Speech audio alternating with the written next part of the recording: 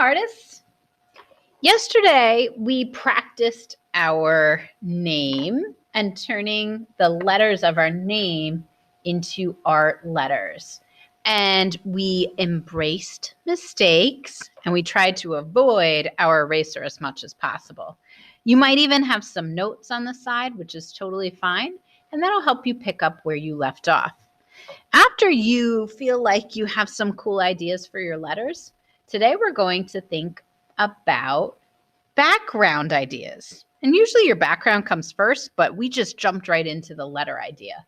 So I actually recommend that when you're ready to think about backgrounds, maybe start on a fresh piece of paper. And this will not, I repeat, will not be your final finished design. So this is just a place where you might practice different background ideas. And on the left-hand side of your screen, you'll see that there's a whole bunch of different geometric background ideas. And you can use those now thinking about, ooh, I could do a design like this one here with the circle and put my name at the bottom. Or maybe I like the rays. And what a lot of artists do when we're thinking about backgrounds is we do something called thumbnail drawings. Like my thumbnail, they're kind of small, but we don't have to make them that small. So honestly, what I usually do is I'll take a piece of paper and I just draw a couple rectangles. I'm also thinking about how I want my final design to look. Is it going to be tall or portrait orientation? Maybe it's going to be side to side. And I can do a bunch of little quick drawings just to see how they look in a mini version. I also have to get really creative. Some of these ideas maybe are using a ruler. So for example, there's one there where you could put your name kind of at the bottom, almost like a superhero logo. And then it has all these rays coming out from the bottom of the paper. Maybe you want to do that. Once you get your art kit from me, you will have a ruler in your art kit that you can use. But until then, you might need to get creative if you don't have a ruler at home. So maybe you can use the side of your binder, the side of a book. Maybe you can use the side of a folder. So I'll use the side of a folder here. So get creative. Maybe you want some circles in some of your designs. Find something round and you can trace them. You can also freehand your circles. That's completely up to you. But start playing around with different background ideas, thinking about where you would put your name. And we call this composition. So we're talking about background and composition at the same time. So where on your artwork you're going to place things. Some compositions are very dynamic. They have things overlapping. So maybe I'll include another circle here overlapping to make it more dynamic and give it depth.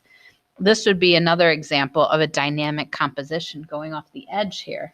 So think about that. Do you want a design that's going off the edge?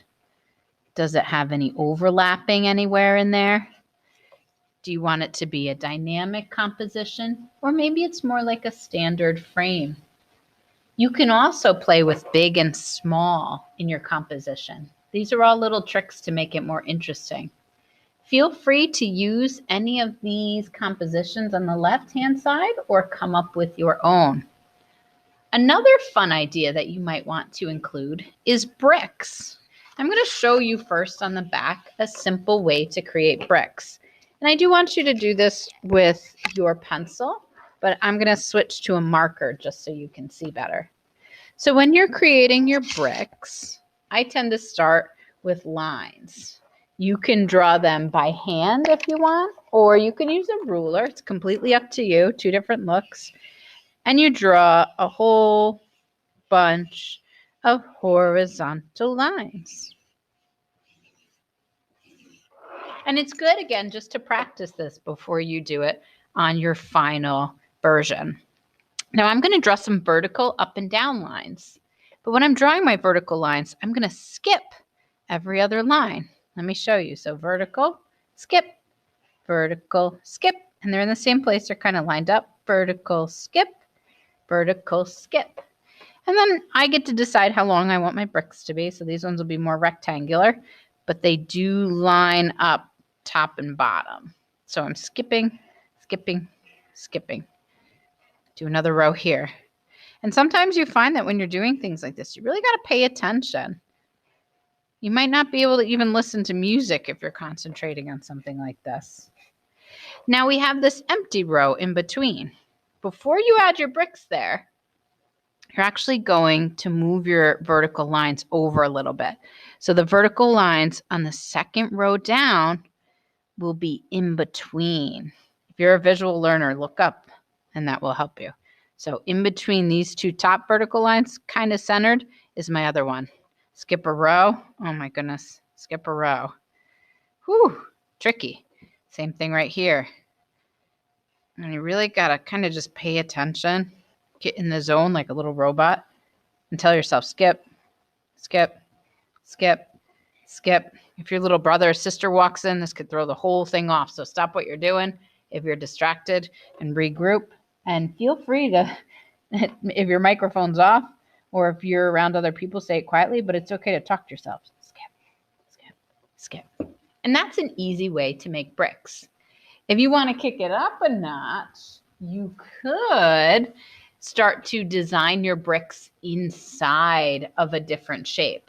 So once you get the hang of bricks, which is not easy, by the way, you can start to draw your bricks inside of another shape. What am I talking about?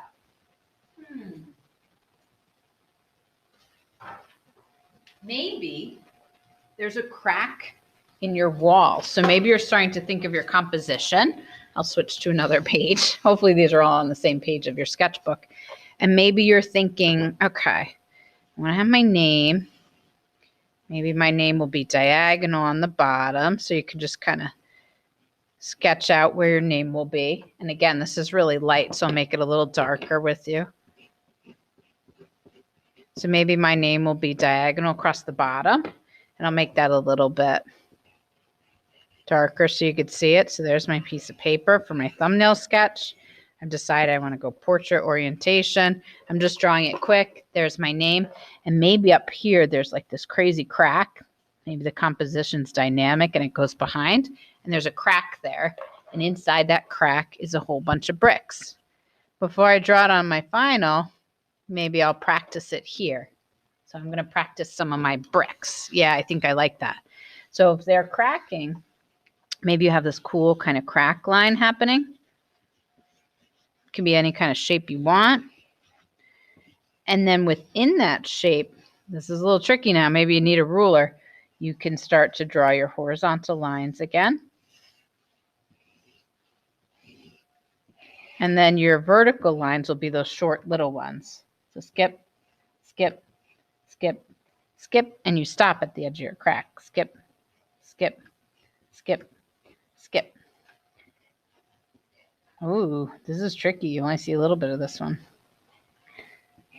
So that's definitely a little bit more challenging, but it might be kind of fun.